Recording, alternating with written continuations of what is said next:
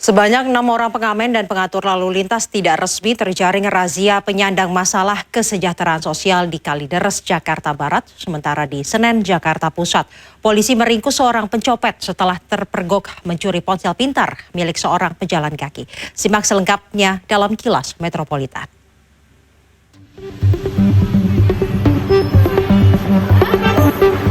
BNM, seorang tersangka pelaku pencopetan ini diringkus tim Buser Polsek Senen karena mencuri ponsel seorang perempuan pejalan kaki di kawasan Pasar Senen, Jakarta Pusat, Selasa sore.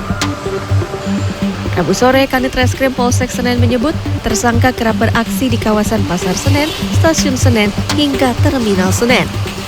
Gerak-gerik tersangka saat mengikuti korban di depan Taman HKSN diintai polisi yang sedang berpatroli. Ketika korban lengah, tersangka lalu membuka tas korban dan menggasak ponsel pintar korban yang seharga 6 juta rupiah.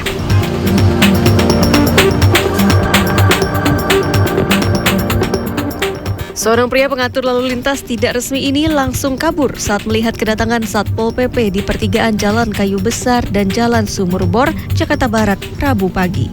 Petugas sempat kesulitan menangkap penyandang masalah kesejahteraan sosial ini karena ia terus berontak. Ia lantas dimasukkan ke dalam mobil Sudin Sosial Jakarta Barat bersama sejumlah orang lain. Petugas pun menjaring seorang pemuda pengamen yang berupaya bersembunyi di dalam bak truk di Jalan Kamal Raya. Dalam razia ini, petugas menangkap 6 orang pengamen dan pengatur lalu lintas tidak resmi.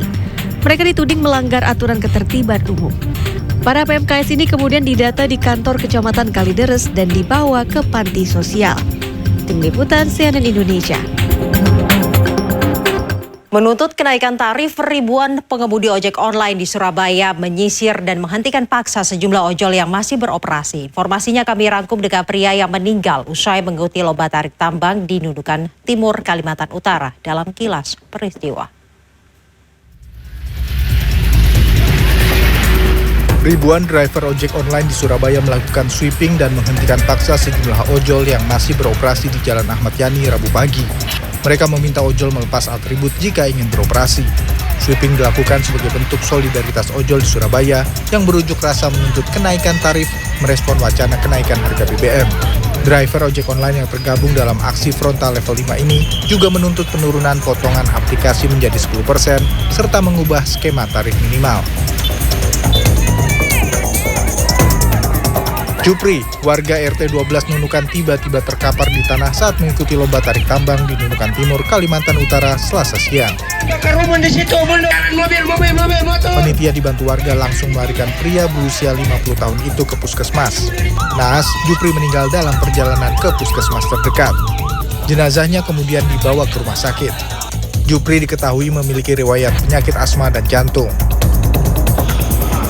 Petugas Damkar Kabupaten Lumajang dibantu relawan dan warga Rabu sore mengevakuasi sapi jenis limosin seberat lebih dari 300 kg yang terperosok ke dalam lubang galian sumur di Desa Labruk Kidul, Kecamatan Sumber Suko, Lumajang.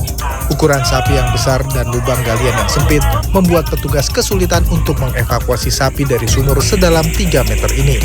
Petugas selalu mengisi lubang galian menggunakan air agar tubuh sapi mudah terangkat. Setelah lebih dari 2 jam, petugas akhirnya berhasil mengevakuasi sapi dengan kondisi selamat. Tim Liputan CNN Indonesia.